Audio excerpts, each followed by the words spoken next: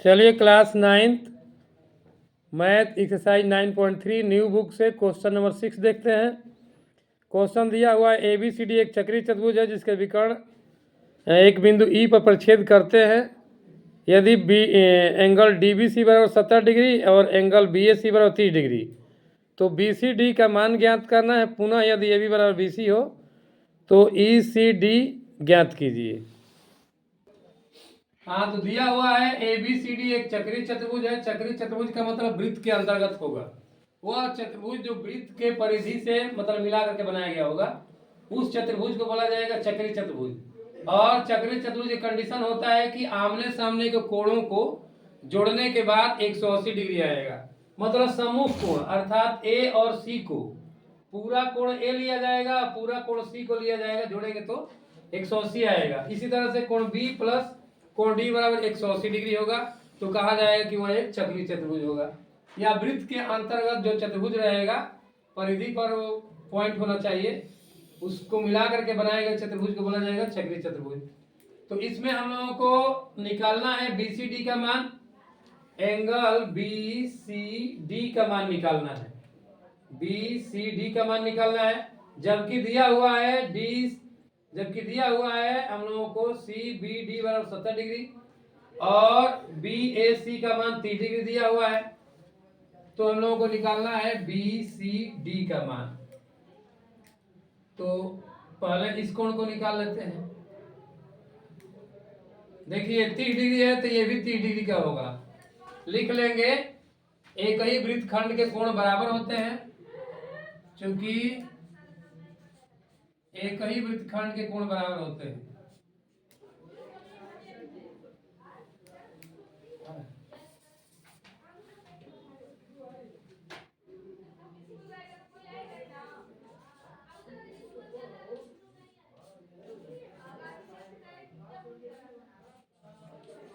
क्योंकि एक ही वृत्तखंड के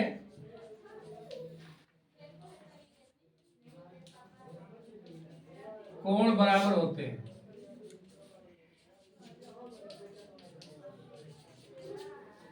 एक ही वृत्तखंड के कोण बराबर होते हैं। अतः BAC बराबर BDC, अतः BDC बराबर हो जाएगा BAC। तो BAC का मान कितना दिया है? 30 डिग्री दिया है, बराबर 30 डिग्री दिया है। अतः BDC बराबर क्या हो जाएगा? BDC बराबर 30 डिग्री, BDC बराबर 30 डिग्री।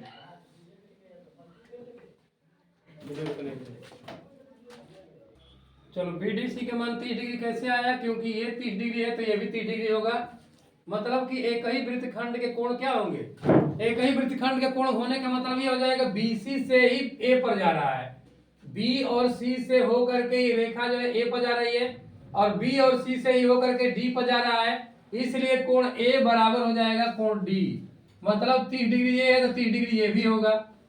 तो एक ही वृत्तखंड का कोण बराबर हो गया, BDC का मान 30 डिग्री आ गया और ये 70 डिग्री दिया ही है तो 70 ये हो गया, 30 ये हो गया, तो दोनों मिलाकर कितना हो जाएगा? 100 हो जाएगा। अर्थात BCD का मान कितना हो जाएगा? 180 माइनस ये 100 निकल जाएगा तो इसका मान हो जाएगा BCD का मान हो जाएगा 80 डिग्री। तो लिख लेंगे त्रिभुज का थर्ड एंगल, त्रिभुज का तीसरा कोण, या लिख लेंगे BCD में, त्रिभुज BCD में कोण BCD बराबर, कोण BCD बराबर 180 माइनस शेष दो कोणों का योग, त्रिभुज के शेष दो कोण, त्रिभुज के शेष दो कोणों का योग।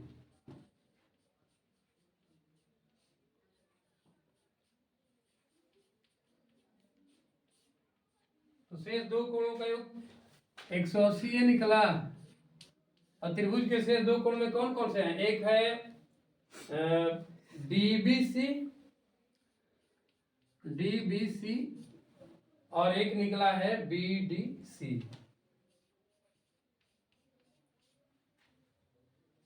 तो 180 माइनस डीबीसी का मान है 70 डिग्री और बीडीसी का मान यहाँ निकाला गया 30 डिग्री। तो 180 माइनस 100 बराबर 80 डिग्री आंसर आ जाएगा। अब बोला है कि यदि AB बराबर BC, AB बराबर BC दिया हुआ है तो लिख लेंगे चूंकि AB बराबर AC, AC है नहीं, AB बराबर BC है, AC नहीं बल्कि BC है। AB बराबर BC दिया हुआ है, भुजाएं बराबर है, AB बराबर BC है, ये भुजा AB और ये भुजा BC बराबर दिया हुआ है, तो ये एंगल 30 डिग्री है, तो ये भी क्या हो जाएगा, बस यहां से यहां तक 30 डिग्री का होगा, ये केवल इस कोण का मान 30 डिग्री आएगा। तो हो जाएगा अतः एंगल BCA बराबर एंगल BAC। कारण क्या है, कारण इसका ये है कि एक ही बराबर भुजाओं के सम्मुख कोण है, बराबर भुजाओं के सम्मुख कोण बराबर होते हैं, कोण